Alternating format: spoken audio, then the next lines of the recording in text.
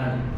अब third type का जो अपना है 14.2 जिस पे डिपेंड करती है उससे रिलेटेड पहला क्वेश्चन 14.2 का अपने पहला क्वेश्चन कर रहे हैं।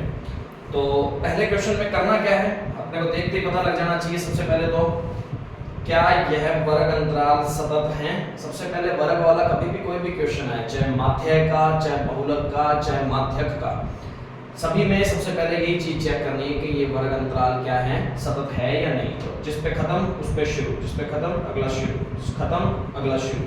तो इसका मतलब ये सतत वर्गीकृत बारंबारता बंटन सारणी है हमारी।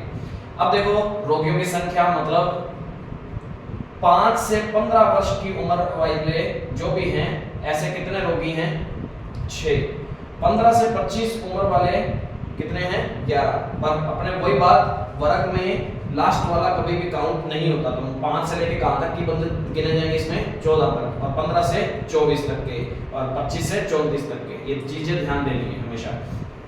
अब बात आती है अपने को बहुलक निकालना है। इसमें पहले क्वेश्चन में बहुलक और माध्य दोनों पूछे होंगे। तो माध्य निकालने का तरीका तो वो पुराना है, तुम अपने आप करोगे उस चीज को, और करके कोई यदि कोई प्रॉब्लम लगती है तो अपने कमेंट बॉक्स में बताते रहना। अब बात करते हैं अपने बहुलक। बहुलक निकालने के लिए अपने को पता है बहुलक का सूत्र मैं नीचे लिख देता हूं। बहुलक बराबर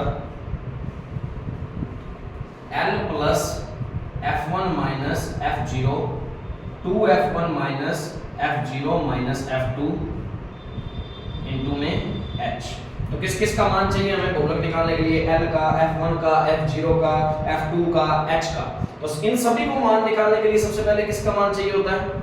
मैंने बताया सबसे पहले क्या निकालना पड़ेगा हमें, बहुलक वर्ग। तो हम साइड में पहले बहुलक वर्ग निकालते हैं। तो बहुलक वर्ग का क्या रूल था पीछे मैंने जो बताया, सबसे अधिक बारंबारता वाला वर्ग। सबसे अधिक बारंबारता कौन सी है 23, और उसके सामने वाला वर्ग मतलब 35 से 45। तो बहुलक का जो आंसर आएगा वो 35 से लेके 45 तक के बीच में आएगा। तो अपना 35 से 45 क्या बना, बहुलक वर्ग बन गया। अब दूसरा देखो बहुलक वर्ग आ गया तो हम L का मान, L क्या था पीछे चेक करेंगे तो L क्या था, बहुलक वर्ग की निम्न सीमा, लोअर लिमिट। ठीक है, निम्न सीमा मतलब ये निम्न सीमा है, ये उच्च सीमा है। तो अपने को कौन सी सीमा लेनी है, निम्न सीमा। बहुलक वर्ग की निम्न सीमा कितनी है। अब आती है बात F1।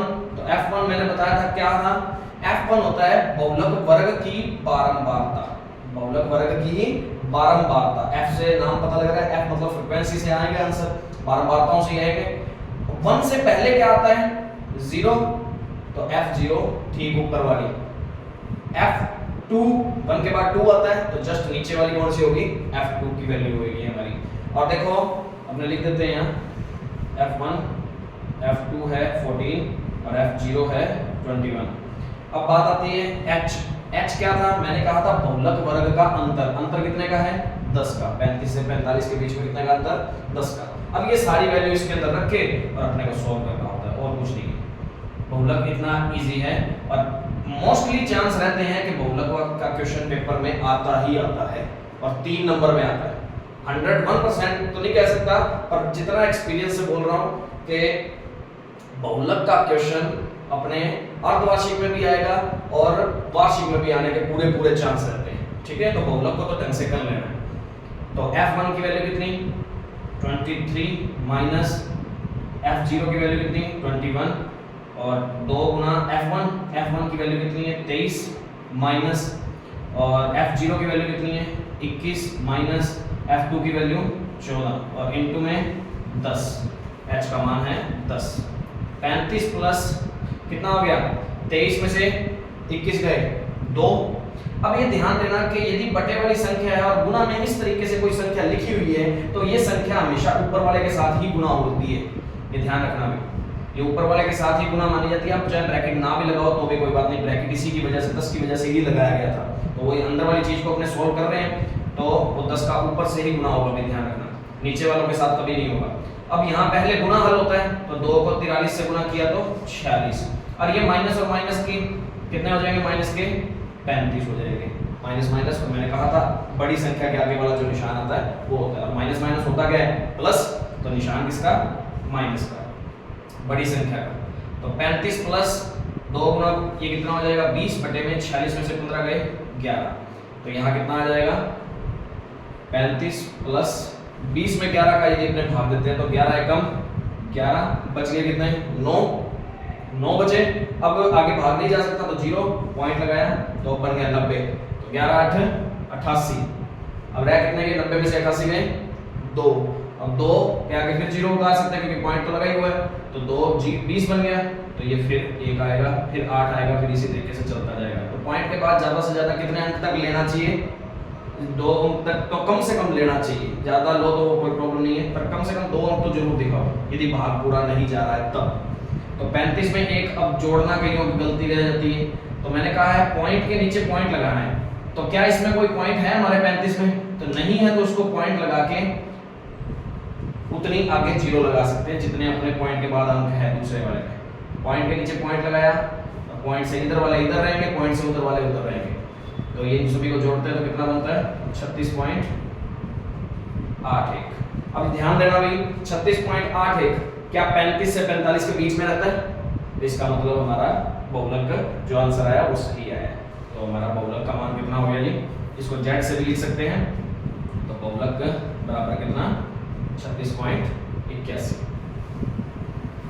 नोट करो, बहुलक सबसे इंपॉर्टेंट है भाई, ध्यान रखना।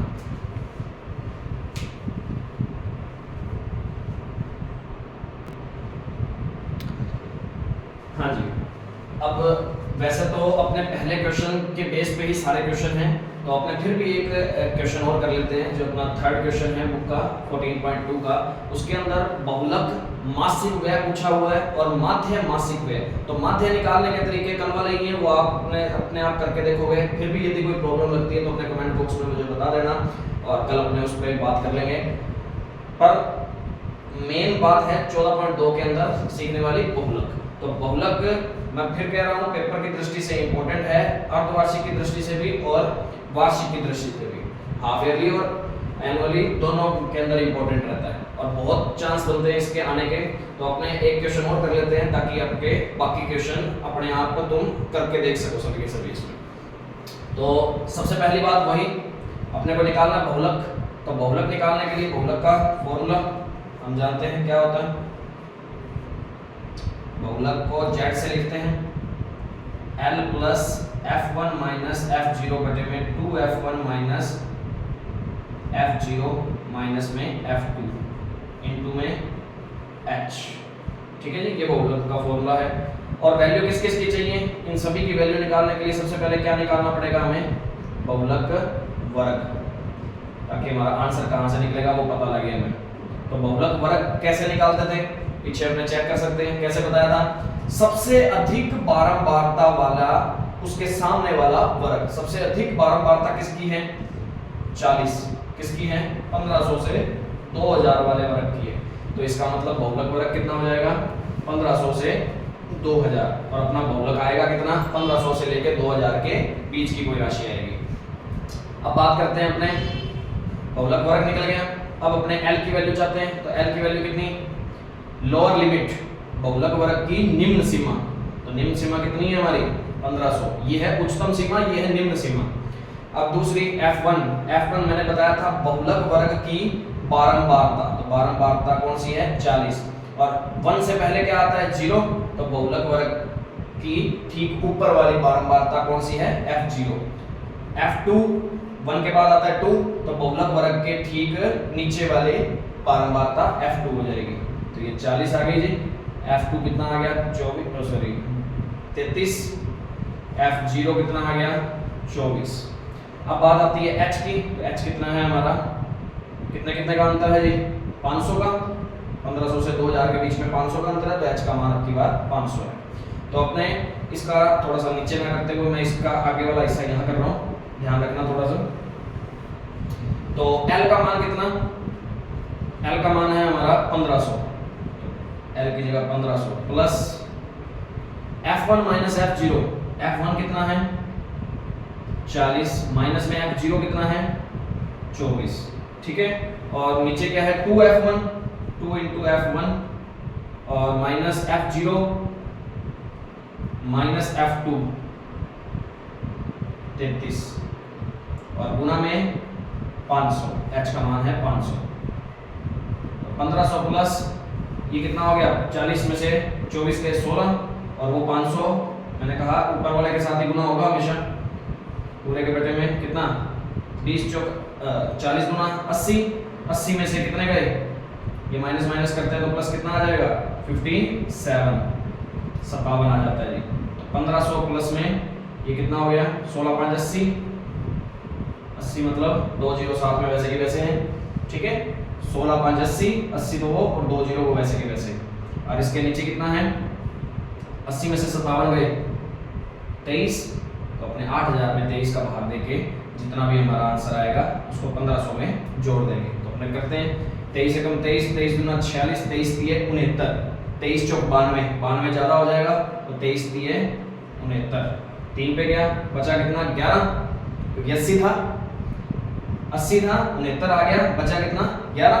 अब 11 के आगे जीरो है और है तो 110, तो 23 5 115 होता है, तो 5 पे नहीं जाएगा, किस पे जाएगा ये 4 पे जाएगा, तो कितना होता है 23 चौक 92, तो 110 में से 92 गए तो बचे कितने 18 और एक जीरो और है आगे तो 180, तो 23 आता है 161, 23 आता है 184, तो 184 ज्यादा हो जाएगा, 23 आता है 161, तो ये 7 पे जाएगा, तो 7 पे जाएगा। अब आगे जीरो खत्म हो गई, बचा कितना था, कितना यहाँ 180 था, 180 बचा था, तो 180 में से 161 गए कितना रह गया 19, तो 19 और आगे की अब जीरो 190 हो जाएगा, तो 23 8 है 184, तो रह गए फिर 6, तो 23 आगे 6 की फिर जीरो लगा सकते हैं, तो कितना हो जाएगा 60 हो गया, तो कितना रह गया 23 दिए 69 ज्यादा हो जाएगा, तो 23 दूनी 46 हो जाएगा। तो पॉइंट के बाद 2 अंकों तक आंसर चाहिए तो वहां तक निकाल लेना है। अब जोड़ने वाला काम वही, फिर यदि जोड़ने में प्रॉब्लम है तो पॉइंट के बाद कितने अंक तक चाहिए 2 अंकों तक, तो इसके साथ तो पॉइंट के साथ कुछ था नहीं, तो इसके साथ पॉइंट लगाया और 2 जीरो लगा दी। अब पॉइंट के नीचे पॉइंट लगाना है, पॉइंट से पहले वाले पॉइंट से पहले लिखेंगे, पॉइंट के बाद वाले पॉइंट के बाद लिखेंगे, कोई प्रॉब्लम। अब देखो 82 और ये हो जाएगा 7 4 और ये हो जाएगा तो 1847.82, तो अपना आंसर अपने चेक भी कर सकते हैं, 1500 से लेके 2000 के बीच में ही आता है क्या 1847, तो इसका मतलब अपना आंसर क्या है बहुलक का यही है। और मैं आप सभी को एक सलाह भी दूंगा कि जितनी ज्यादा से ज्यादा प्रैक्टिस करोगे, किसी भी काम में सफल होना है तो ज्यादा से ज्यादा प्रैक्टिस करनी ही पड़ेगी, किसी भी काम में होना है तो। और मैथ तो सारा खेल ही प्रैक्टिस का है, तो ज्यादा से ज्यादा प्रैक्टिस करोगे, इन पे डिपेंड क्वेश्चन करके देखोगे, तभी आपकी आगे से आगे ये चीजें अच्छे क्लियर होंगी। अपने डाउट जो भी हो वो आप बता सकते हैं और ज़्यादा से ज़्यादा डाउट भी क्लियर करवाने की कोशिश रहेगी। और यदि वीडियो अच्छी लगी हो तो लाइक कर देना, और कोई प्रॉब्लम आई हो या कुछ भी इसमें कमी रही हो तो कमेंट बॉक्स में बता सकते हैं आप। और यदि कोई भी इसमें क्वेश्चंस में डाउट हो तो वो भी कमेंट बॉक्स में बता सकते हैं। और ज़्यादा से ज़्यादा इसको लाइक, कमेंट और शेयर और सब्सक्राइब करते रहें, ताकि जिस किसी को भी यहाँ तक नहीं पहुँच सकता है, जो क्लासेस तक नहीं पहुँच सकता है, उसका ज़्यादा से ज़्यादा क्या हो सके भला हो सके। तो कर भला हो भला। Thank you.